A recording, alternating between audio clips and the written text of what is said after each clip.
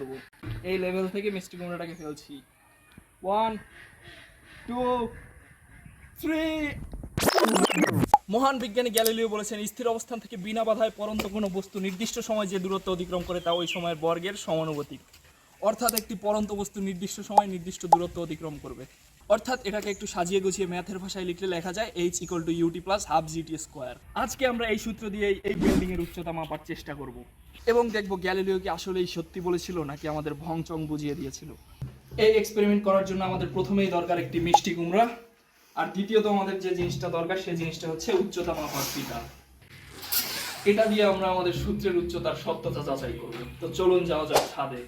আমাদের প্ল্যান হলো ছাদ থেকে মিষ্টি কুমড়াটাকে ফেলবো, তারপরে মিষ্টি কুমড়াটা নিচে পড়তে যত টাইম লাগবে সেই রিডিংটা নেব, তারপরে সূত্রের সাহায্যে খেলাধুলা করে আমরা উচ্চতার মান বের করব এবং ফিতার সাহায্যে মেপে আসল উচ্চতার সাথে সেটাকে কম্পেয়ার করে দেখব সূত্র কি আসলেই ভুল না সঠিক। এখন চলে এলো সেই কাঙ্ক্ষিত সময়। এখন আমরা ছাদ থেকে মিষ্টি কুমড়াটাকে ফেলবো। আল্লাহ জানে মিষ্টি কুমড়াটা কি আস্ত থাকবে, তারপরেও বিজ্ঞানের জন্য এটুকু স্যাক্রিফাইস তো করাই যায়। চলুন ফেলা যাক। নির্দিষ্ট উচ্চতা আমরা এখান থেকে শুরু করব। এই লেভেল থেকে মিষ্টি কুমড়াটাকে ফেলছি। 1 2 3।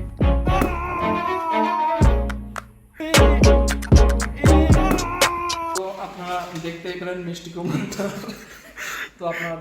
মিষ্টি কুমড়াটা কি অবস্থা হলো।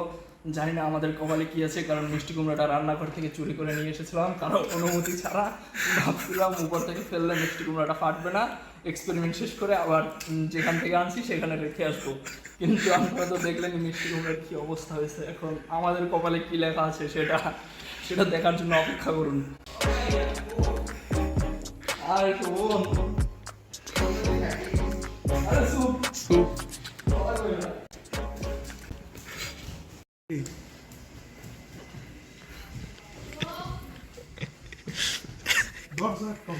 আরে আবার কই দরজা আটকাও।